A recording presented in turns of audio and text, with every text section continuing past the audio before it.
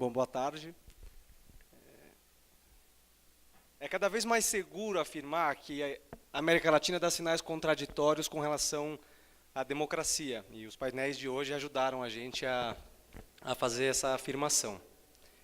Enquanto é preciso reconhecer que nas últimas décadas houve muitos avanços institucionais, e dentro dos indicadores clássicos, como eleições livres e periódicas, acesso à informação diversificada e até a liberdade de associação, é preciso a gente reconhecer também que há uma crescente insatisfação por parte da sociedade civil com as formas de representação, com a legitimidade dos representantes e, muitas vezes, com a capacidade das instituições de acompanhar o ritmo dos processos e incorporar novas possibilidades para permitir uma cidadania cada vez mais ativa e acolher os anseios de participação da sociedade.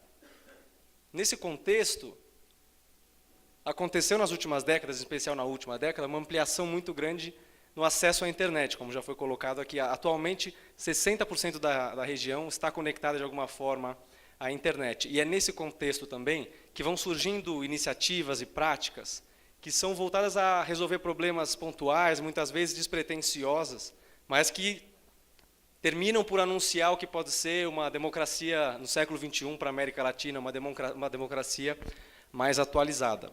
O Update é uma organização que foi criada com a finalidade de fomentar essas práticas, que nós chamamos de práticas emergentes de participação política. E a gente procura fomentá-las, dando visibilidade para elas, em primeiro lugar, criando conexão e reconhecimento entre os atores que praticam essas inovações e aumentando a compreensão da sociedade sobre o que vem sendo feito na tentativa de atualizar a democracia. Para isso, o primeiro projeto do Update foi um mapeamento dessas práticas inovadoras que conseguiu mapear mais de 700 iniciativas em 20 países da América Latina. E o recorte utilizado foram iniciativas que, por um lado, estão ampliando as formas de uma cidadania mais ativa e, por outro, reduzindo a distância entre a sociedade e o poder público. Olhar para um mapeamento permite a gente afirmar que existe um ecossistema de inovação política. E esse ecossistema é composto por indivíduos, organizações, coletivos informais, governos e até empresas que, de alguma forma, produzem ou processam informação, criam tecnologias e metodologias que permitem aprofundar a democracia. Apesar dele ser um ecossistema a partir de uma análise, é muito difícil ainda visualizá-lo dessa forma. E a gente buscou, com o primeiro olhar do Update, identificar quais são os elementos que fazem com que seja tão difícil identificar como um ecossistema essas práticas que já vêm acontecendo. E aí aqui a gente aponta alguns dos elementos porque a gente pode afirmar que é difícil visualizar. Primeiro, as práticas são bastante pulverizadas. As coisas não acontecem necessariamente com uma articulação. Apesar de ter iniciativas muito parecidas, inclusive porque tem problemas muito parecidos em diferentes países na América Latina, as coisas não precisam acontecer, elas surgem espontaneamente a partir de demandas específicas. Não existe uma padronização nem das ferramentas, das estratégias, das táticas utilizadas, assim como dos termos, das terminologias e das linguagens que são usadas. Além disso, tem um aspecto interessante, uma alta volatilidade dessas iniciativas. Nesses 10 meses de mapeamento, 15% das iniciativas mapeadas já não existiam mais ao final. Em muitos casos, de forma natural, porque são iniciativas criadas para resolver algum problema pontual, para criar acesso à informação para um debate específico, uma ferramenta para uma votação, alguma deliberação pontual que se encerra. Mas, em muitos casos, elas deixam de existir por falta de estrutura, por falta de suporte e de condições para sua sustentabilidade, que não são só recursos financeiros, mas, claro, também passam por isso. E, a partir dessa compreensão, nós entendemos que era preciso jogar luz sobre esse ecossistema para evidenciá-lo e contorno para compreender.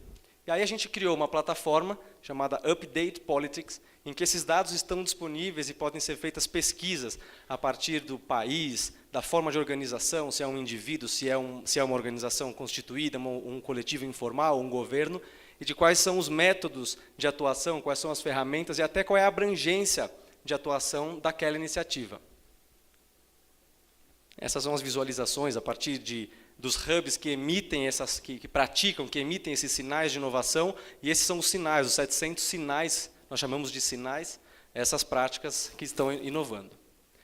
E além de olhar para o mapeamento e tentar identificar essas dificuldades do ecossistema, essas características de ser difícil visualizá-lo, a gente deu um passo a mais e procurou extrair deles algumas tendências que vêm estimulando essas práticas inovadoras na América Latina. E aí nós chegamos aqui a 4 tendências. A primeira delas é chamada protagonismo cidadão. Perdão. É quando o cidadão toma para si a responsabilidade por buscar e por concretizar aquelas mudanças que ele deseja, ou que ele busca e acredita serem importantes. É a corresponsabilização do cidadão. E aí se manifesta pelas formas de pressão ativista, e aqui a gente tem um exemplo dos movimentos secundaristas, e vários outros movimentos que se organizaram a partir de ferramentas com conexões em rede, sem liderança, sem necessariamente uma direção.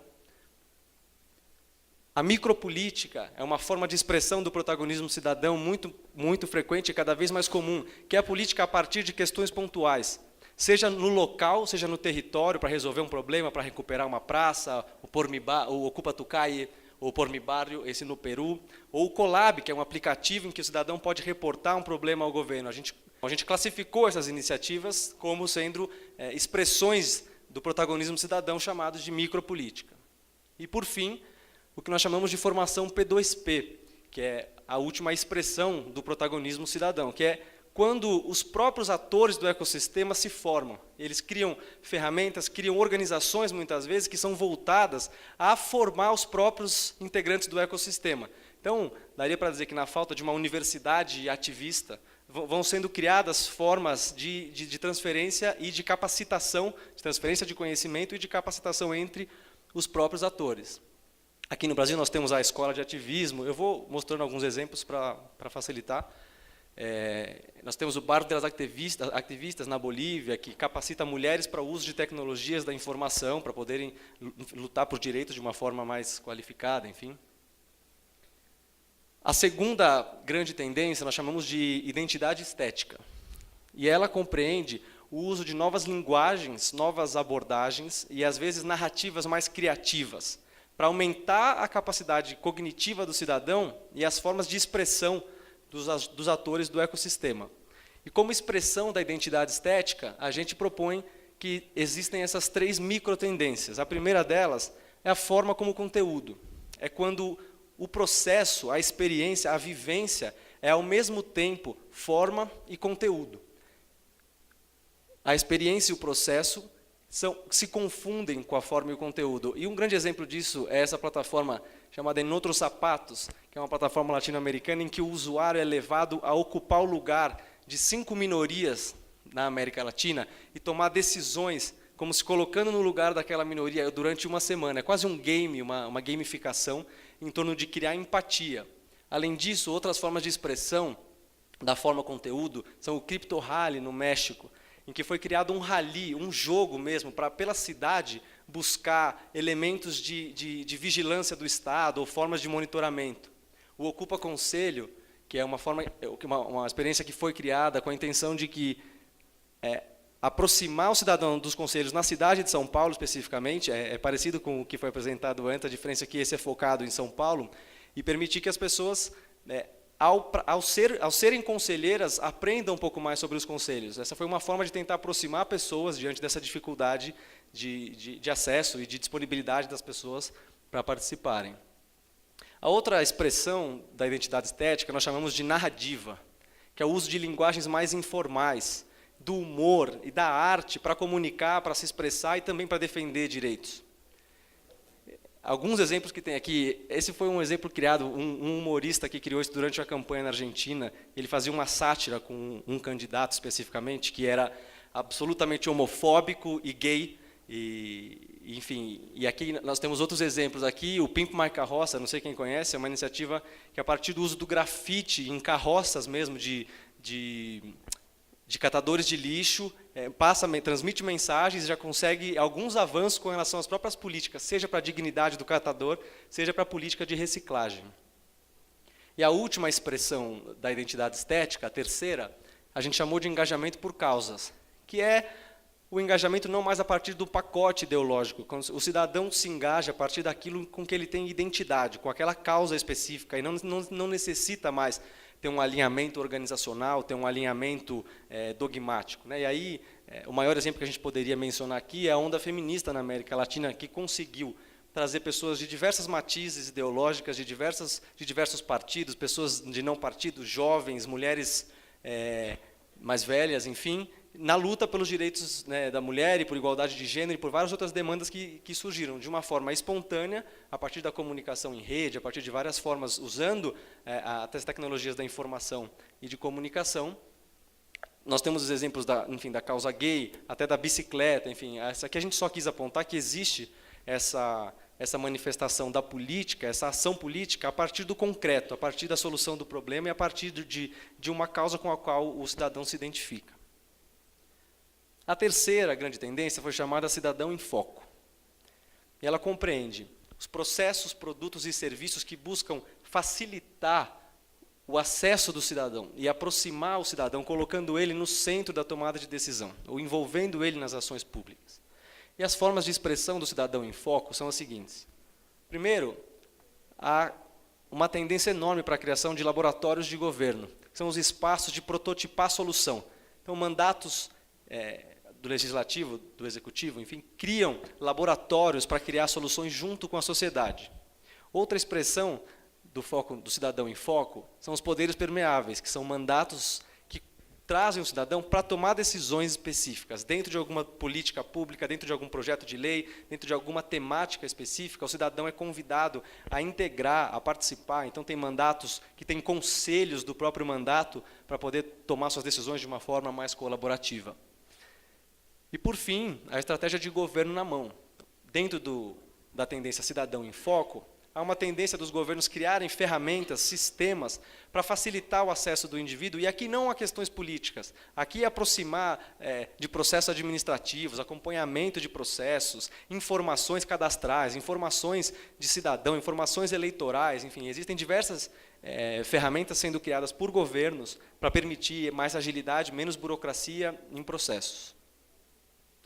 A última tendência nós chamamos de transparência 360. Ou transparência 360 graus, para a tradução.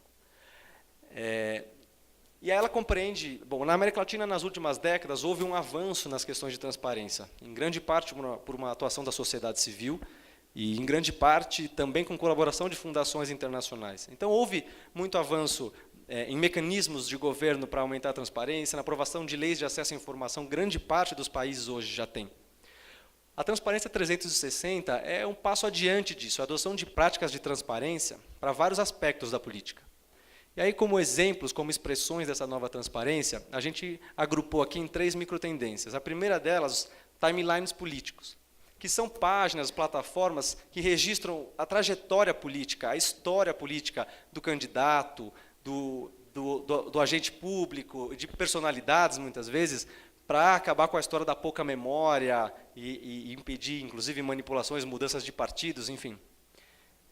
E aí tem diversas iniciativas dessa, o Brasil tem várias iniciativas de timeline político. A segunda microtendência da transparência 360 é a infoverificação, que é também chamada de fact-checking, a verificação do discurso. Então, em especial durante eleições, isso vem acontecendo bastante. São plataformas criadas para dar visibilidade a mentiras, ou às vezes até para questionar publicamente o candidato ou o agente público sobre uma fala, um dado utilizado. E a última expressão da transparência 360 graus, nós chamamos de infoguerrilha, que a forma mais simples de identificá-la seria imaginar uma junção do hacker com o jornalista. A ideia de que aquele que consegue garimpar os dados, consegue superar alguns obstáculos para chegar a informações, e se juntando com quem consegue dar vazão para isso, consegue expressar, consegue comunicar essas informações. E aí, como exemplos mais reconhecidos aqui, que a gente trouxe como para exemplificar, nós temos os leaks, né, o Brasil Leaks, México Leaks, teve o Chile Leaks, os papers, e no Brasil, uma plataforma bem interessante chamada InfoAmazônia, que também faz um monitoramento importante e busca explorar informações que não estão disponíveis de uma forma acessível. Essa é a leitura do update, a partir do mapeamento, a partir dessas 700 iniciativas. Nós deixamos na plataforma a base de dados disponível para que haja outras leituras, para que haja outras interpretações, inclusive para que haja visões divergentes com relação a essas tendências, para que haja uma validação aberta e colaborativa sobre isso. Por isso, essa apresentação nem está na plataforma, a gente deixou na plataforma os dados brutos e aquela visualização para que as pessoas possam, enfim, utilizar, baixar. O próximo passo do update vai ser uma pesquisa em profundidade. Nós vamos viajar 12 países da América Latina, fazendo entrevistas com 90 atores. Aqui está 60, mas são 90 atores em 12 países. A gente inseriu Cuba e Guatemala, para entender melhor o perfil, as características, as referências e até a visão de democracia de grande parte desses protagonistas de práticas emergentes.